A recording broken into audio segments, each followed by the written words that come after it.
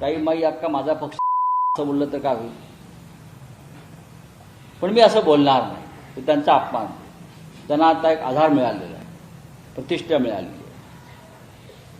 बरं का, हे जी फौज आहे, मग शब्द वापरला नाही, पाठीमध्ये खंजीर खुपसून आईच्या हे राजकारण करतात. शिवसेनेसारख्या आईच्या पाठीत खंजीर खुपसून हे राजकारण करतात. आणि हा खंजीर पुरवण्याचं काम देवेंद्र फडणवीस, नरेंद्र मोदी आणि अमित शहानी केलं आहे. म्हणून महाराष्ट्र त्यांना शत्रू मानतो.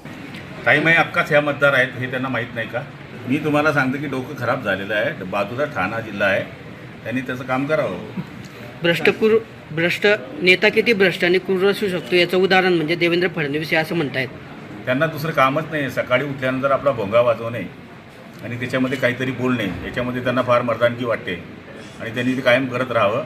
जनता हुशार आहे.